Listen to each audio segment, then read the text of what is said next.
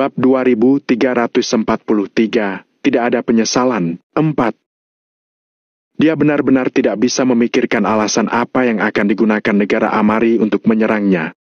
Oleh karena itu, dia hanya bisa menganggap bahwa negara Amari sengaja menggunakan cara ini untuk menakut-nakuti Valentino agar dia membubarkan pasukannya. Begitu Valentino pergi, wilayah barat akan menjadi tanah tanpa tuan, jadi mereka bisa segera mengatur pasukan baru untuk mengambil alih tanah ini. Oleh karena itu, jika Valentino mundur, dia akan mewujudkan keinginan pihak negara Amari. Kak Valentino, menurutmu, negara Amari tidak akan benar-benar menggila dan datang menyerang kita, kan?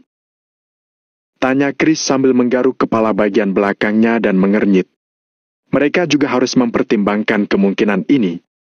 Bagaimanapun, negara Amari selalu bertindak tanpa alasan. Bahkan pemimpin mereka juga sangat tidak masuk akal, apalagi para petinggi negara Amari.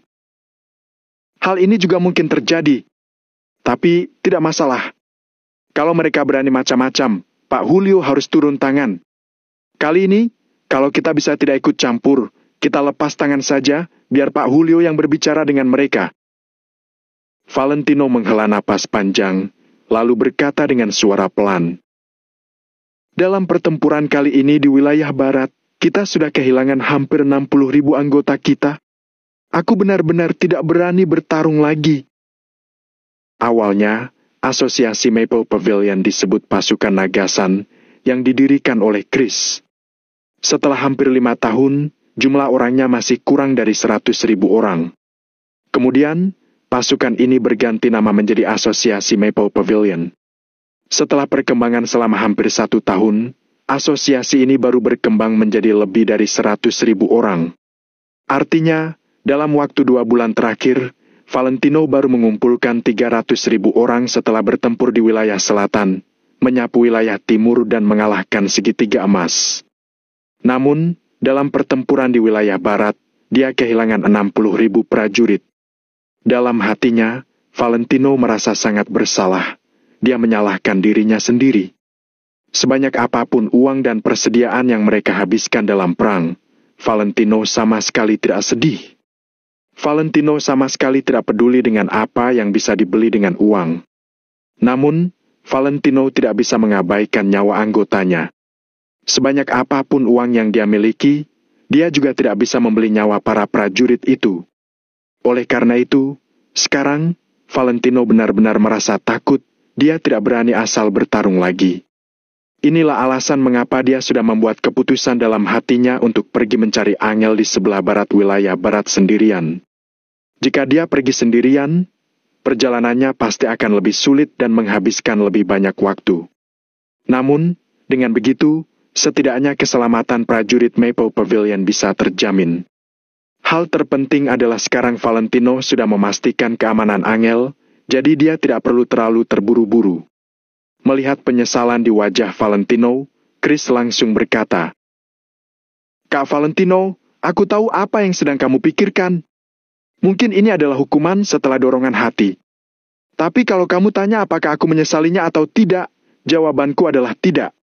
Kalau kejadian ini terulang lagi dan kamu menelponku, aku tetap akan memimpin pasukan kemari dan melakukan hal yang sama. Setiap pemuda pemberani di Asosiasi Maple Pavilion juga akan melakukan hal yang sama sepertiku.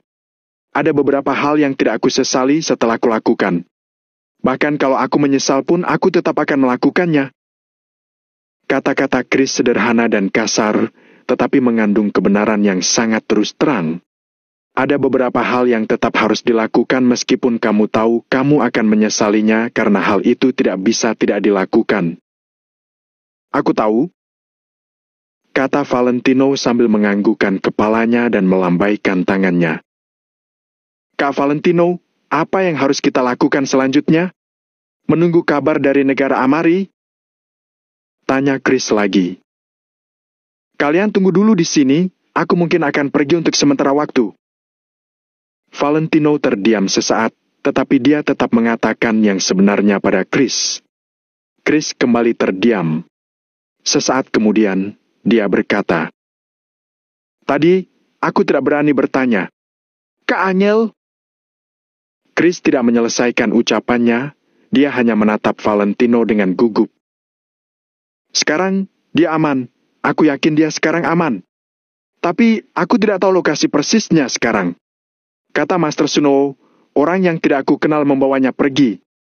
Selain itu, ke depannya, posisinya mungkin lebih tinggi dariku. Aku tidak terlalu paham.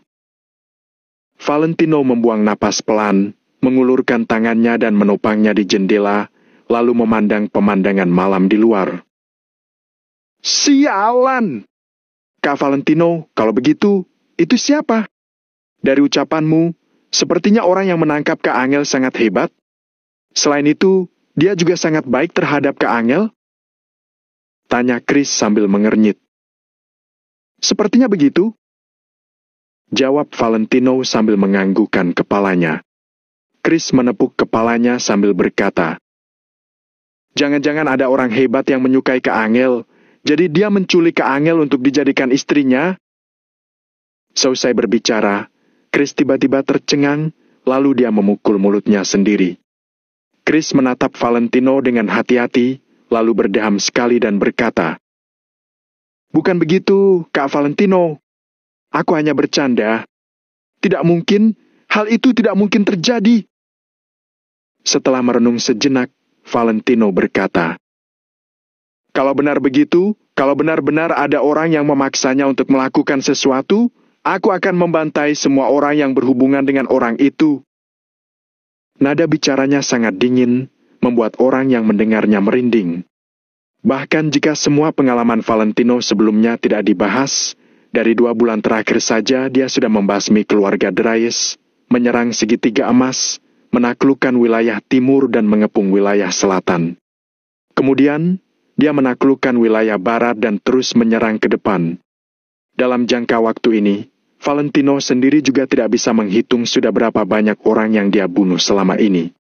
Begitu banyak pertempuran dan pertumpahan darah sudah menodai tubuh Valentino dengan lapisan aura pembunuh yang dingin dari dalam keluar. Membunuh seseorang adalah dosa, tetapi membantai puluhan ribu orang adalah pahlawan. Sedangkan sekarang, Valentino tidak tahu sudah berapa banyak orang yang dia bantai. Bisa dibayangkan betapa menakutkannya aura pembunuh yang kuat di tubuhnya. Pada saat ini, aura pembunuh dingin yang terpancar dari tubuh Valentino seperti pisau baja tajam yang sudah terasa dalam jarak 3 meter. Tidak ada yang berani meragukan ucapan Valentino, bahkan Chris sekalipun.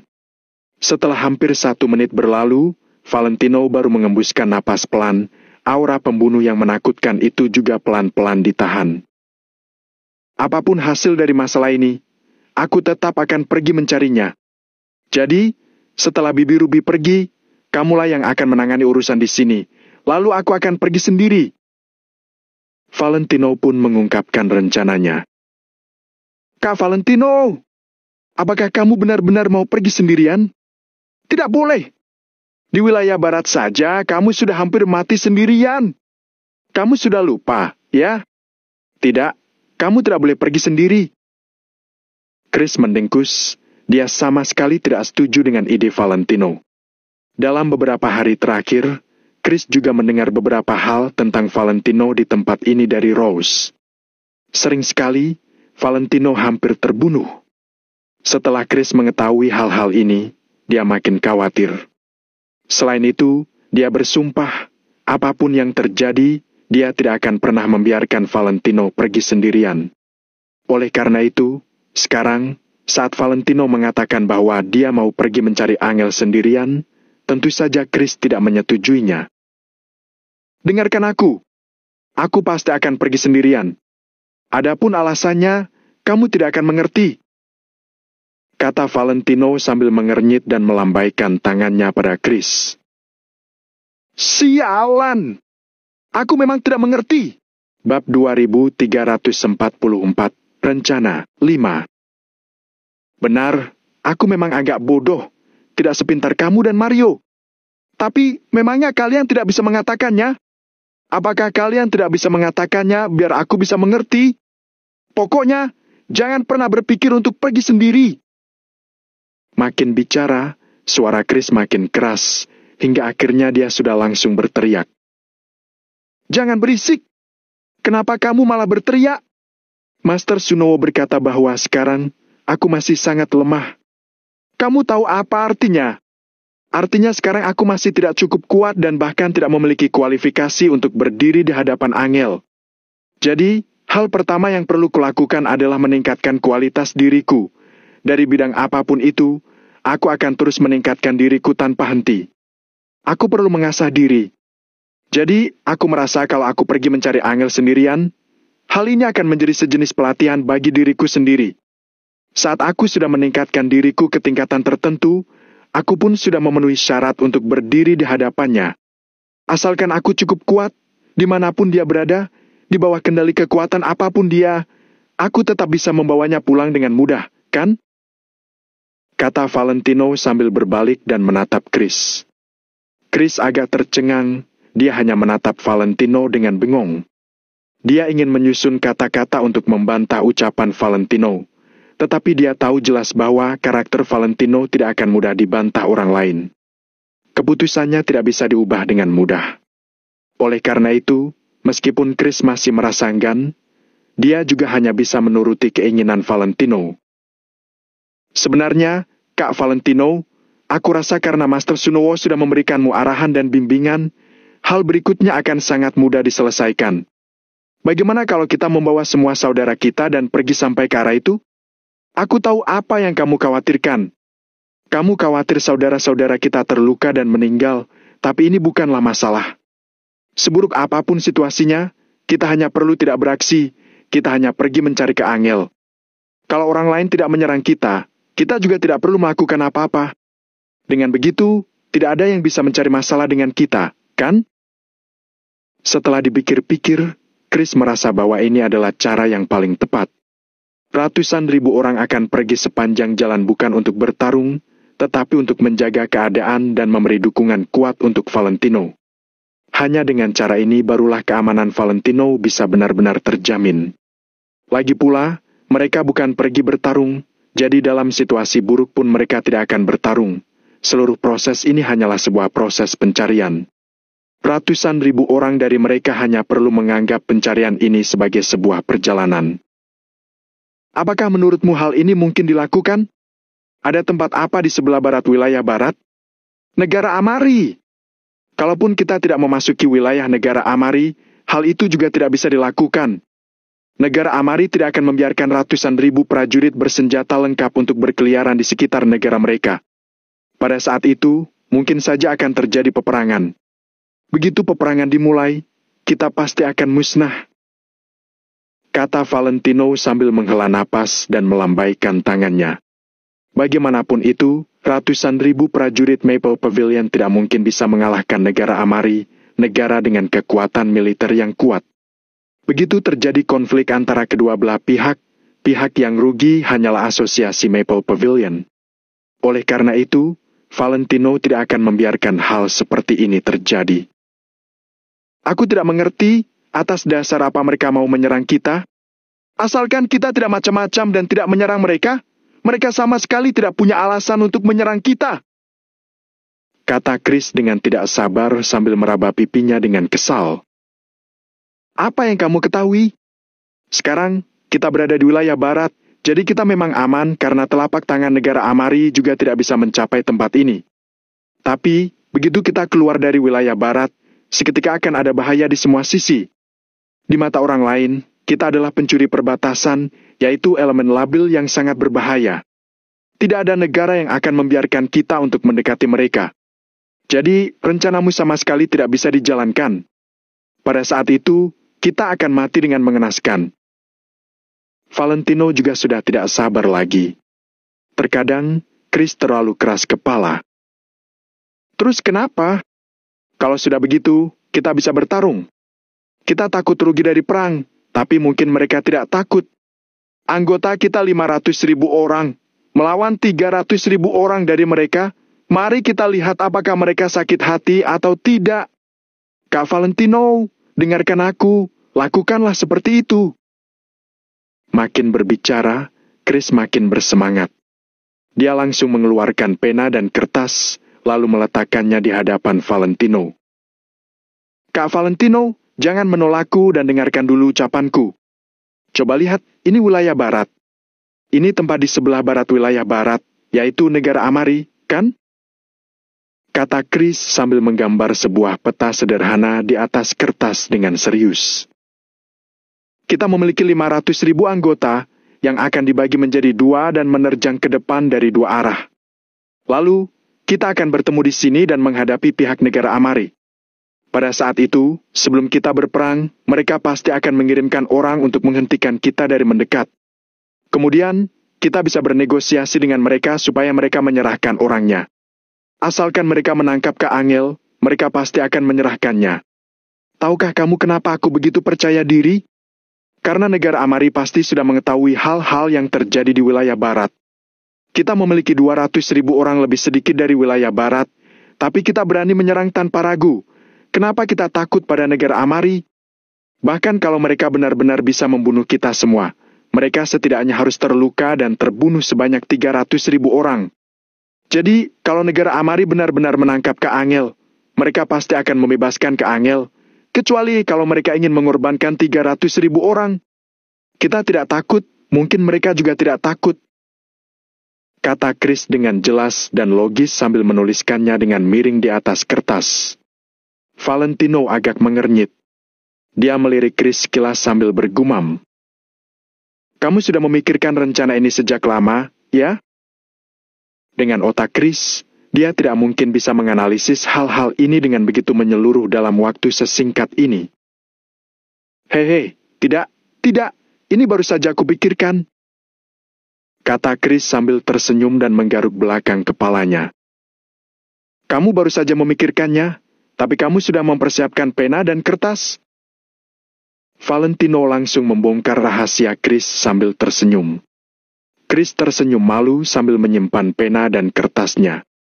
Sebenarnya, sejak mereka kembali dari kota Set, Chris terus merenungkan masalah ini. Kasir hotel kecil di kota Set itu mengatakan bahwa orang-orang yang membawa Angel pergi ke arah barat wilayah barat. Setelah Chris kembali, dia terus memikirkan hal ini sambil melihat peta dan memikirkan rencana selanjutnya. Akhirnya, dia mendapatkan sebuah rencana yang sempurna, jadi dia menunjukkannya pada Valentino dengan tidak sabar. Baik, rencanamu bagus, tapi tidak perlu dilakukan. Kalau ini tidak dilakukan dengan benar, kita akan kehilangan banyak orang. Aku benar-benar tidak ingin melakukan hal seperti ini lagi. Valentino melambaikan tangannya, tetapi dia tetap memberikan dukungan untuk Chris. Bagi Chris yang memiliki hati yang sangat besar, sungguh tidak mudah baginya untuk memaksakan dirinya untuk memikirkan hal-hal ini. Bab 2345, lebih baik merasakan sakit sebentar daripada sakit berkepanjangan. 6. Karena itu, Valentino tidak boleh menyangkalnya dengan mudah. Chris langsung mengernyit sambil berkata dengan nada tidak terima. Kak Valentino, kenapa tidak boleh? Kalau kita bisa menyerang wilayah barat, kenapa kita tidak bisa menyerang tempat lain? Kita bahkan berani menyerang wilayah barat ketika prajurit kita 200.000 lebih sedikit daripada pihak lain. Kenapa sekarang kita tidak bisa melakukannya? Karena di dunia ini, tidak akan pernah ada pasukan pedang darah kedua yang bisa tiba-tiba keluar untuk membantu kita lagi. Keberuntungan itu tidak akan menemani kita sepanjang waktu. Terlebih lagi, hal ini juga tidak bisa dianggap sebagai keberuntungan. Karena ini memang sudah berada dalam rencana Paman Bosco. Valentino melambaikan tangannya sedikit, lalu melanjutkan tanpa menunggu Chris berbicara.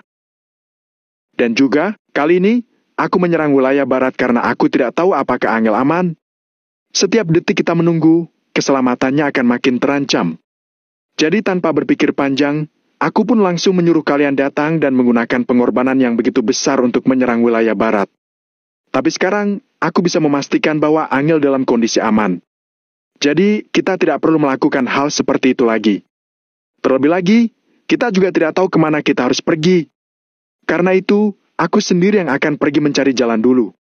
Kalau aku memerlukan bantuan kalian, aku pasti akan menghubungi kalian, kok. Nada bicara Valentino sangat tenang, tapi juga mengandung ketegasan mutlak.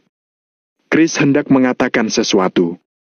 Namun, begitu melihat ekspresi Valentino yang sudah membuat keputusan, Chris pun diam-diam menutup mulutnya.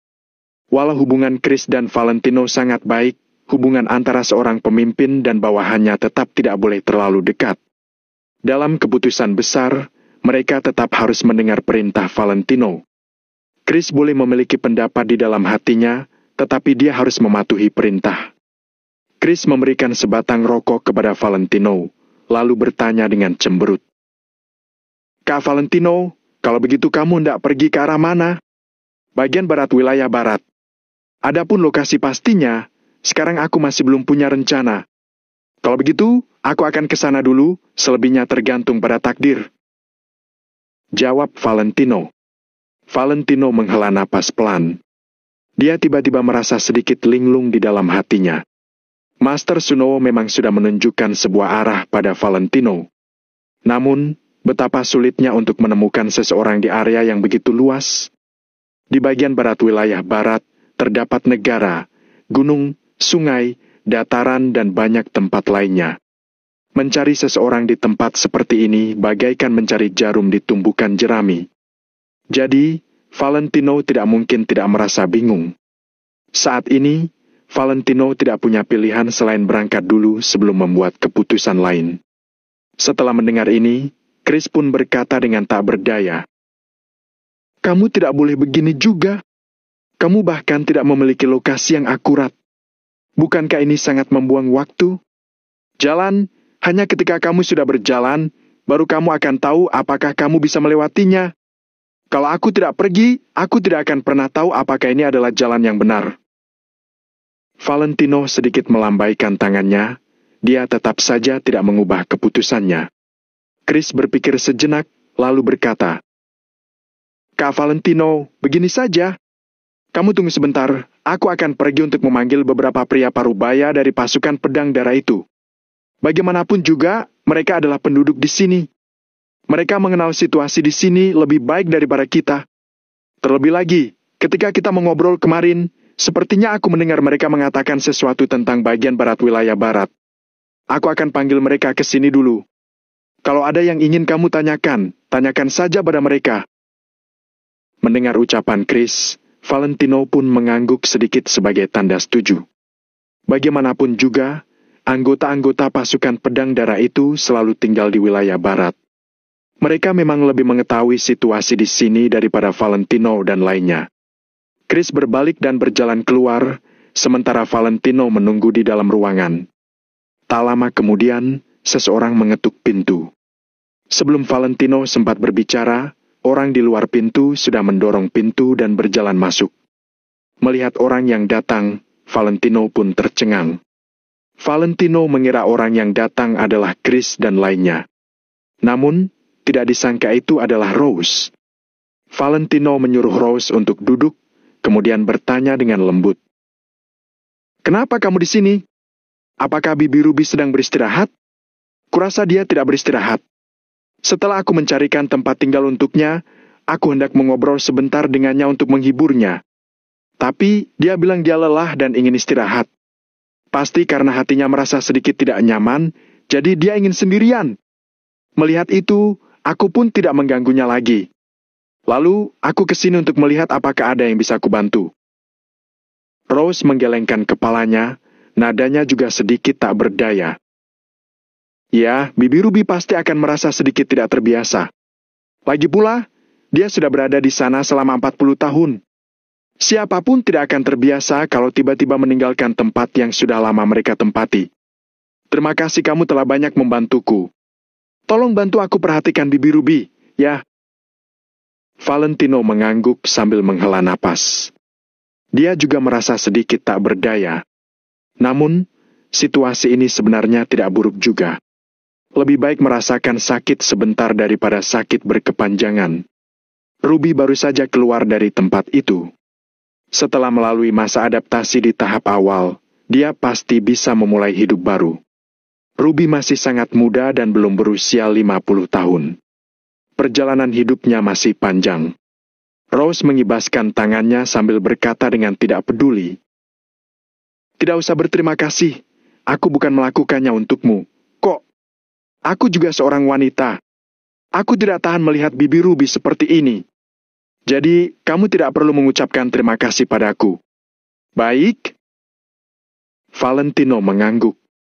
Rose menoleh untuk melihat Valentino, lalu berkata dengan tenang.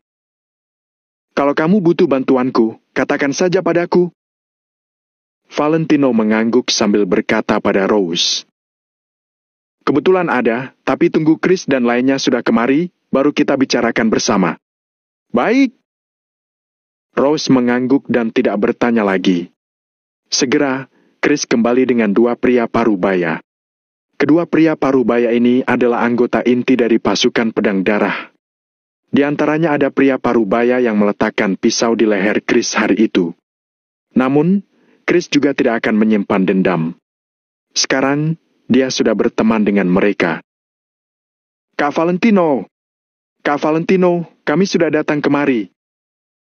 Setelah Chris mereka bertiga berjalan masuk, mereka menyapa Valentino terlebih dahulu. Duduklah. Jangan sungkan. Ada hal yang memerlukan bantuan kalian.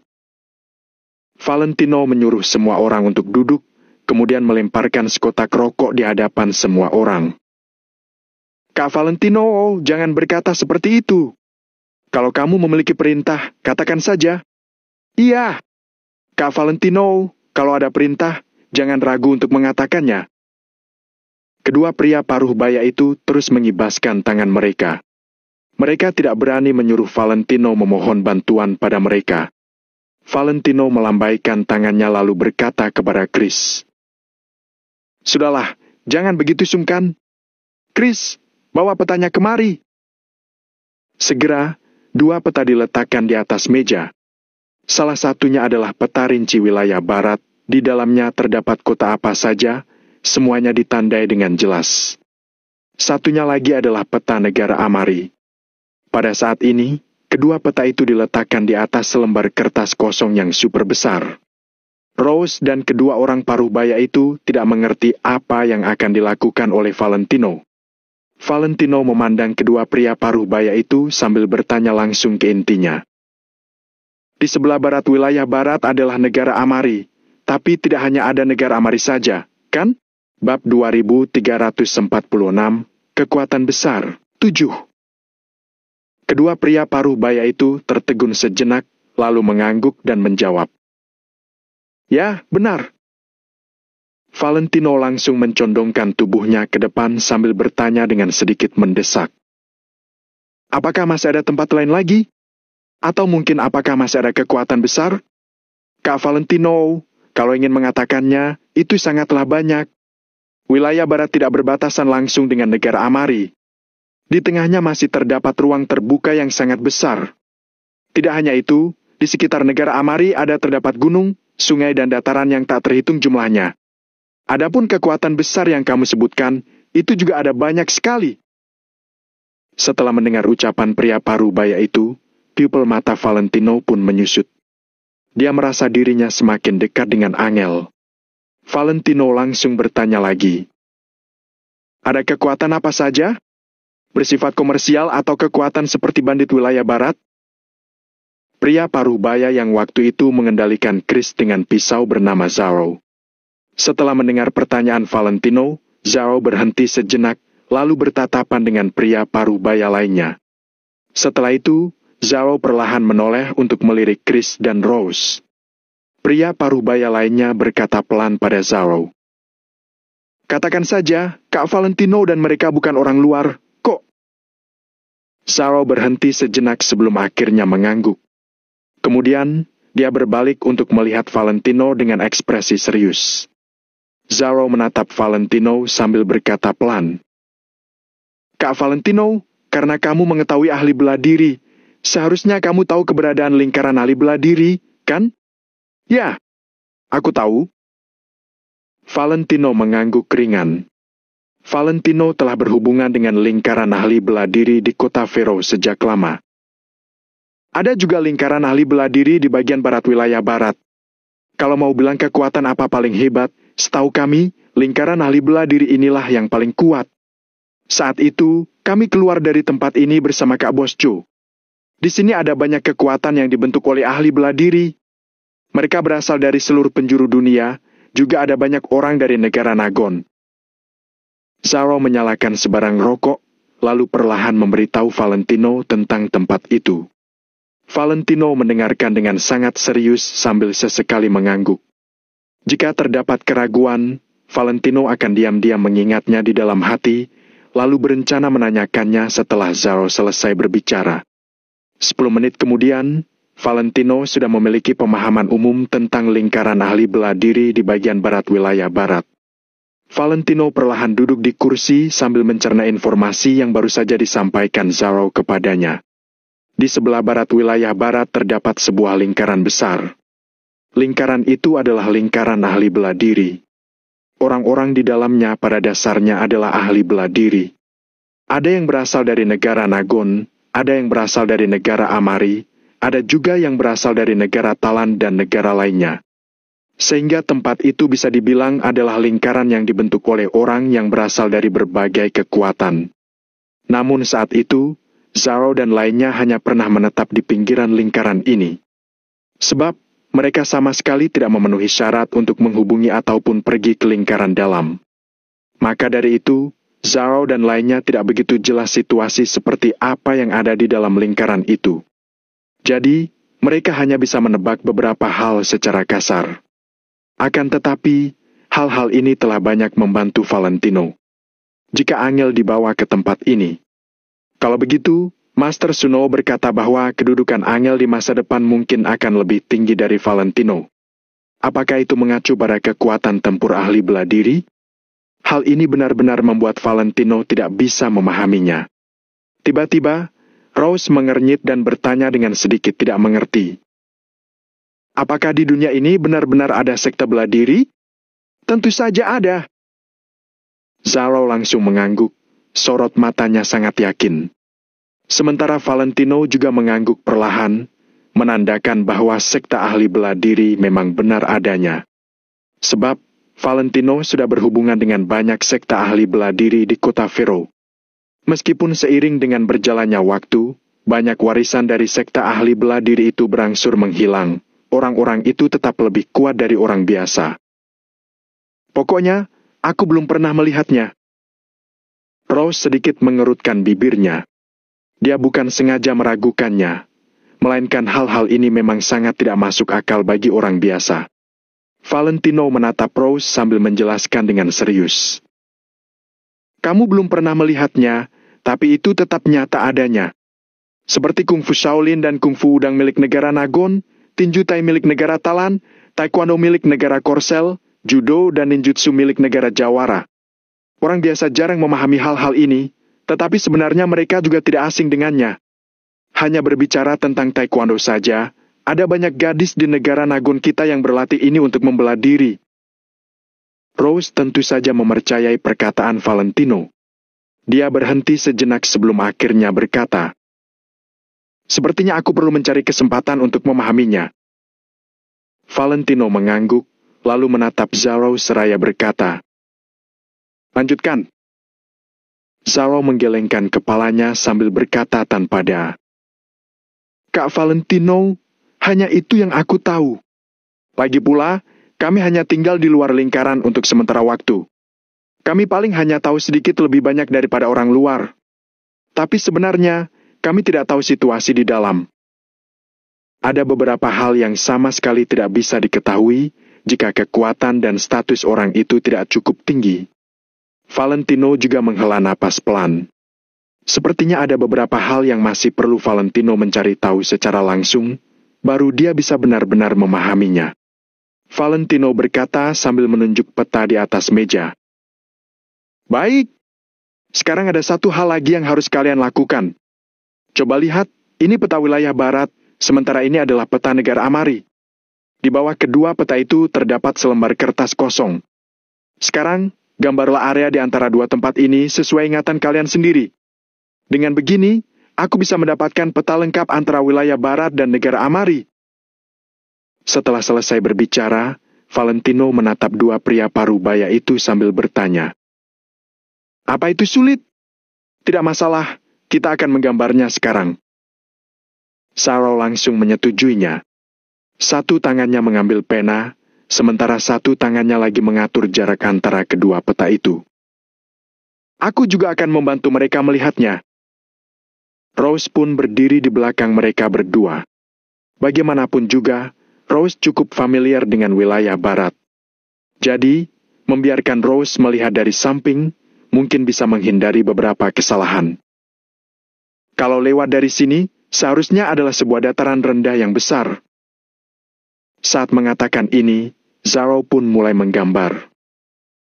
Ya, itu benar. Rose dan pria paruh-baya lainnya mengangguk. Sementara Valentino dan Chris memperhatikan dengan serius dari samping. Zaro pun menggambar area dataran rendah dengan cepat. Lalu, di sini seharusnya ada 2 gunung. Zaro dan Valentino berdiskusi dengan Rose sambil terus menggambar di atas kertas. Sambil menggambar, mereka sambil menyesuaikan jarak antara kedua peta. Seingatku ada sebuah penjara di sini, itu penjara milik negara Amari. Penjara ini dibangun di luar wilayah negara Amari. Semua tahanan di dalamnya adalah terpidana mati yang telah melakukan kejahatan keji. Saat berbicara, Zaro menggambar bentuk penjara dan menandainya dengan kata-kata. Kemudian, Zaro menggambar beberapa tempat lagi. Pada akhirnya, dia memberi titik di suatu tempat. Bab 2347. Niat yang berbeda, 8. Zaro menunjuk titik ini sambil berkata pada Valentino. Setelah keluar dari penjara hukuman mati itu, sekitar 30 km ke arah barat laut adalah lingkaran ahli bela diri. Valentino melangkah maju dan melihat peta yang digambarkan oleh Zaro. Bagus sekali. Valentino berdecak kagum. Ketika mendengar cerita Zaro dan lainnya, Valentino hanya memiliki konsep samar di dalam benaknya. Namun sekarang, setelah semua lokasi digambarkan menjadi peta, semuanya pun langsung menjadi sangat jelas. Cepat lengkapi peta ini, kemudian Chris ambilkan selotip dan hubungkan semua ini. Setelah selesai melihat peta itu, Valentino mendesak lagi. Baik. Zaro mengangguk, lalu segera menambahkan beberapa tempat sebelum perlahan bangkit. Rose dan Zaro memeriksa gambar itu dengan teliti. Setelah memastikan bahwa tidak ada yang tertinggal, mereka pun meminta Chris untuk mengambilkan selotip dan mulai menghubungkannya. Segera, kedua peta ditambah kertas kosong di bagian bawah yang penuh dengan koordinat pun direkatkan oleh Chris, membentuk sebuah peta besar yang lengkap. Ketika melihat koordinat yang jelas ini, Valentino merasa dirinya selangkah lebih dekat dengan Angel lagi. Selama Valentino mencari di tempat-tempat yang ada pada peta ini, dia pasti bisa menemukan Angel. Rose mengambil peta itu dan melihatnya, kemudian bertanya pada Valentino. Kak Valentino, bagaimana kalau aku menggambarkan sebuah peta berukuran kecil untukmu berdasarkan peta ini? Sungguh tidak nyaman bagimu untuk membawa selembar kertas sebesar ini. Boleh juga, terima kasih. Setelah melihat peta super besar itu, Valentino pun tidak menolak kebaikan Rose. Rose mengeluarkan ponselnya dan mengambil beberapa foto. Setelah itu, dia mengangguk sambil berkata, Baik, kalau begitu aku akan menyelesaikannya secepat mungkin. Besok, aku akan memberikannya padamu. Setelah itu, semua orang mengobrol sebentar sebelum akhirnya bubar. Valentino berbaring di ranjang sambil memikirkan sesuatu dalam pikirannya, kemudian dia pun tertidur. Keesokan harinya, setelah bangun pagi, Valentino langsung pergi mencari Ruby. Sebelum pergi dari sini, Valentino pasti akan mengirim Ruby kembali ke negara Nagon. Setelah itu, dia baru bisa benar-benar merasa tenang. Orang-orang negara Nagon yang diatur oleh Valentino sudah tiba di garis perbatasan. Setelah Valentino mengantar Ruby ke sana, mereka akan langsung mengawal Ruby kembali. Sebelum pergi, Valentino masih berinisiatif bertanya, Bibi Ruby, kamu seharusnya tidak memiliki kerabat di sini lagi, kan? Bagaimanapun juga, setelah pergi, Ruby mungkin tidak akan pernah kembali lagi. Ruby berpikir sejenak, lalu menjawab dengan jujur. Tidak ada, kok. Valentino menatap Ruby sambil tersenyum dan berkata, Apakah ada hal yang belum Bibi lakukan? Beritahu aku kalau ada. Karena setelah Bibi pergi ke negara Nagon, Bibi mungkin harus tinggal di sana selamanya. Aku akan menyuruh orang untuk mengatur kewarganegaraan negara Nagon untuk Bibi, agar Bibi menjadi seorang warga negara Nagon. Tidak ada apa-apa, kok. Meskipun ada sedikit gangganan di mata Ruby, dia tetap sangat menantikannya. Itu adalah semacam harapan dan kerinduan terhadap kehidupan baru. Baik, kalau begitu kita akan berangkat sekarang juga. Valentino tersenyum, lalu menyuruh Ruby untuk naik ke mobil. Valentino hendak mengantar Ruby ke sana secara pribadi. Sementara Chris juga membawa banyak orang. Dia hendak mengawal di sepanjang jalan. Walau sekarang wilayah barat telah sepenuhnya menjadi wilayah mereka, Chris tetap saja bersikap waspada. Lebih baik berhati-hati daripada celaka. Setelah Ruby masuk ke dalam mobil, Valentino berbalik dan berjalan menuju Rose lagi. Kalian berdua, keluarlah! Teriak Valentino ke arah belakang Rose. Setelah beberapa detik, Jenny dan Caroline berjalan keluar dengan enggan. Mereka tidak berani berdiri di depan. Tidak disangka, Valentino tetap saja memanggil mereka. Valentino langsung memerintah dengan nada bicara kuat tanpa basa-basi. Kalian harus kembali. Jenny terdiam selama beberapa detik, lalu mendongak sambil berkata dengan tegas. Kak Valentino, kami ada di sini. Aku sudah mendengar dari Kak Rose bahwa kamu masih ingin pergi mencari kakak. Kami tidak akan pergi denganmu, kok. Tapi kami akan menunggumu di sini. Valentino sedikit mengernyit. Tanpa menunggu balasan dari Valentino, Jenny berkata lagi. Kak Valentino, walau sekarang kamu mengirim kami kembali, setelah kamu pergi, kami tetap akan datang kemari secara diam-diam. Valentino langsung merasa tak berdaya. Setelah itu, dia menggelengkan kepalanya, lalu berbalik dan masuk ke dalam mobil. Ada Chris dan lainnya yang mengawas di sini, Jenny dan lainnya juga tidak akan berada dalam bahaya. Segera, konvoi pun mulai bergerak, kemudian bergegas menuju garis perbatasan negara Nagon. Valentino sudah mengatur orang di sana. Mereka sedang menunggu untuk menyambut Valentino dan lainnya. Di waktu yang sama, kota Rione, negara Amari. Di lantai atas sebuah gedung yang setinggi 30 tingkat. Jackson memegang segelas anggur merah di tangannya sambil melihat pemandangan luar melalui jendela panjang. Begitu melihat ke bawah dari ketinggian 100 meter, pejalan kaki dan mobil di bawah semuanya terlihat bagai semut. Pada saat ini, ekspresi Jackson sangat tenang. Sorot matanya terlihat penuh arti. Anggur merah di tangannya bergoyang perlahan, terlihat seperti darah segar. Asisten wanita di belakang Jackson menatap Jackson untuk waktu yang lama, lalu dia tidak bisa menahan diri untuk tidak bertanya. Tuan Jackson, kenapa Anda melakukan ini? Mungkin... Jackson terdiam selama beberapa detik dan melanjutkan. Mungkin karena aku bernama Jackson Linardi. Asisten wanita itu tercengang ketika mendengar itu. Dia masih tidak mengerti kata-kata Jackson. Karena namanya Jackson Linardi, jadi dia akan melakukan ini? Apa maksudnya ini? Apakah nama Jackson Linardi ini memiliki arti khusus? Asisten wanita itu sedikit mengernyit. Dia menatap punggung Jackson sambil berkata, Tuan Jackson, sekarang setiap keputusan Anda sangatlah penting. Karena sekarang Anda bagaikan sebuah penghubung, melibatkan negara Amari dan Tuan Valentino pada saat bersamaan. Tidak peduli Anda berpihak pada siapa, itu tetap akan membawakan pukulan fatal bagi pihak lain. Jackson memiliki hubungan yang sangat dekat dengan Valentino. Sementara itu, Jackson juga memiliki koneksi yang dalam di negara Amari. Jackson tahu banyak tentang negara Amari, juga tahu banyak rahasia Valentino. Karena itu, pilihan Jackson sangat penting. Jackson berbalik perlahan, lalu menatap asisten wanita itu seraya bertanya. Lalu menurutmu, aku harus berpihak pada siapa? Tentu saja negara Amari. Kita semua adalah orang negara Amari, tentu harus mengutamakan kepentingan negara kita. Tuan Valentino memang memiliki hubungan yang sangat baik dengan Anda, tapi segala hal ada tingkat kedekatannya. Asisten wanita itu mengutarakan pemikirannya tanpa ragu. Ekspresi Jackson tetap tidak berubah. Dia bertanya sambil tersenyum. Apa itu tingkat kedekatan?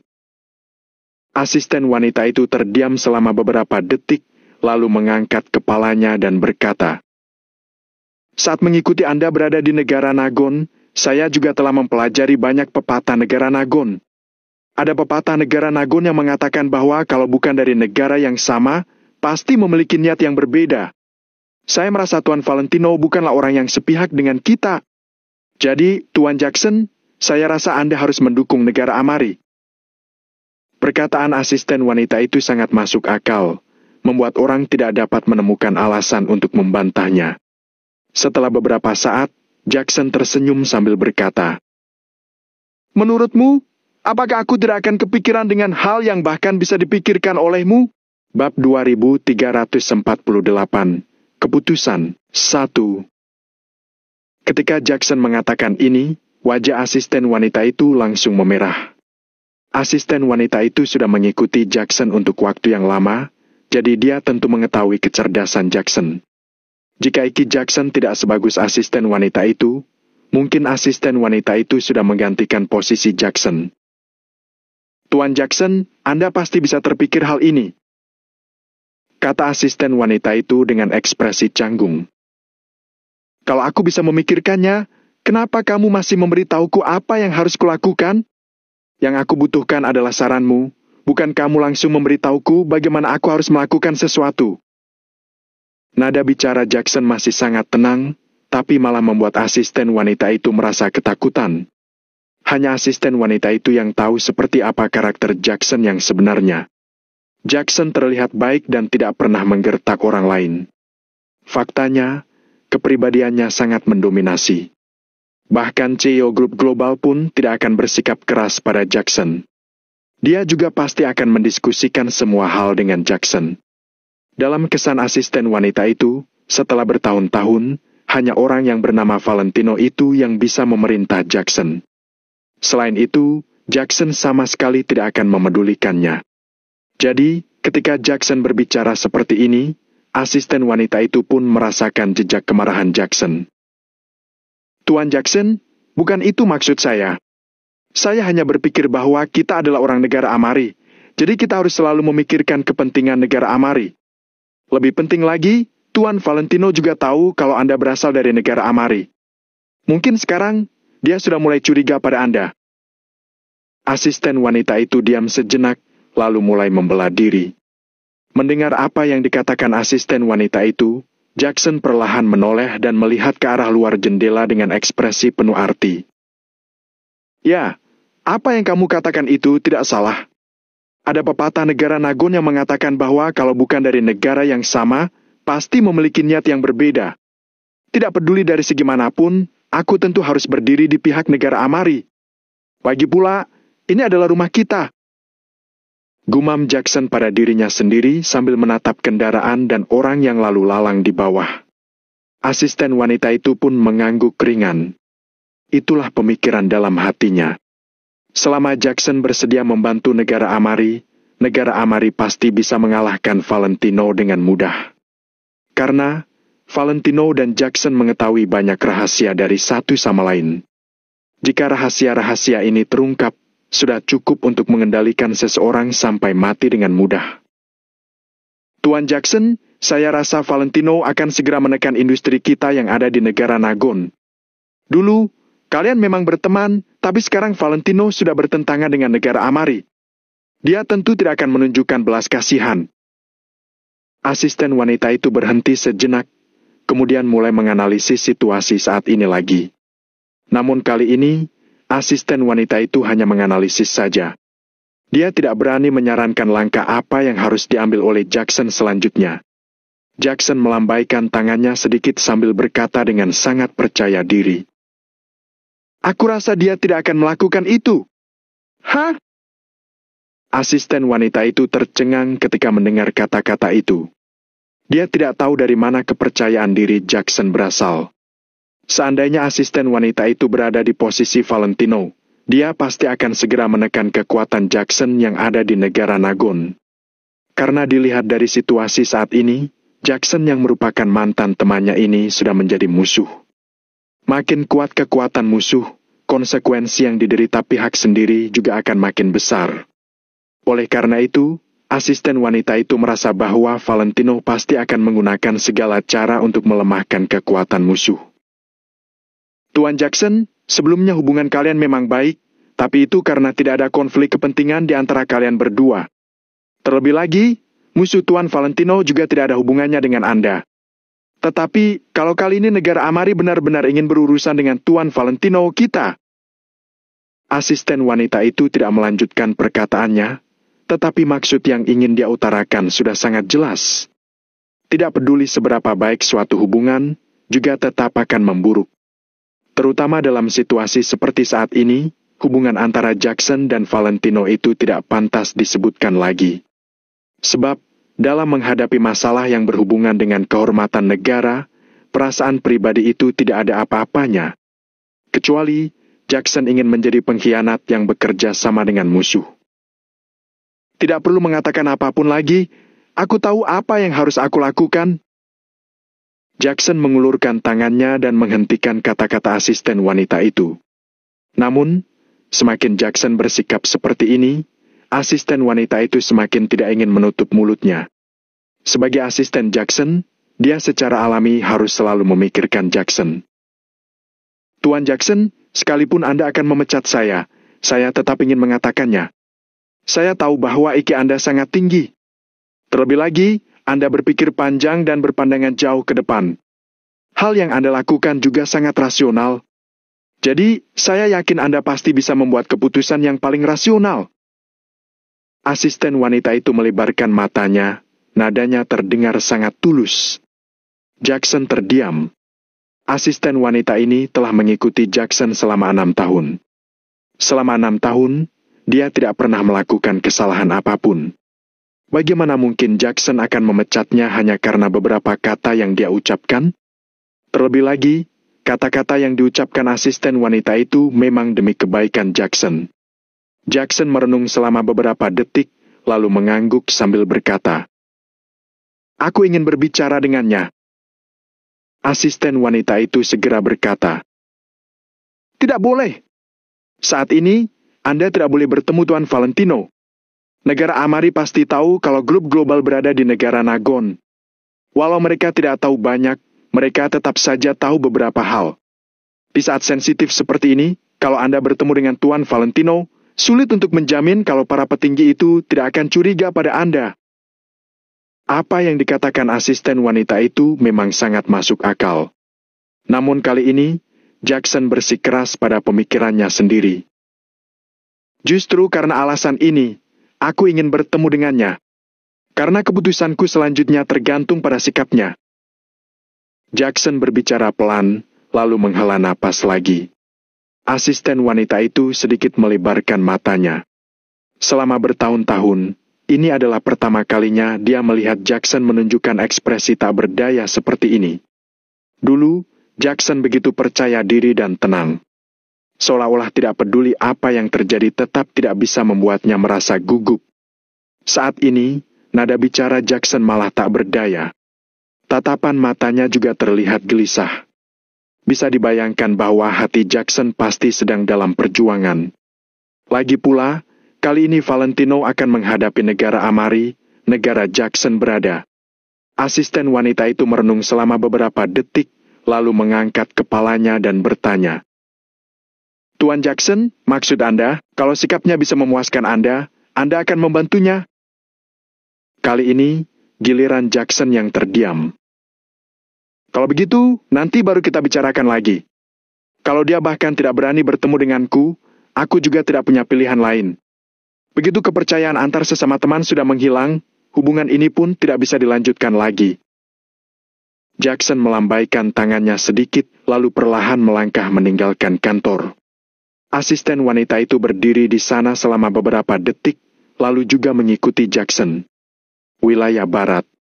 Setelah Valentino mengirim Ruby pergi, dia pun segera kembali. Lagi pula, bagi orang luar, Asosiasi Maple Pavilion tidak ada hubungannya dengan negara Nagon. Jadi, mereka masih perlu menghindari kecurigaan. Kalau tidak, begitu hal ini terungkap, negara Amari akan memiliki alasan untuk menyerang Valentino.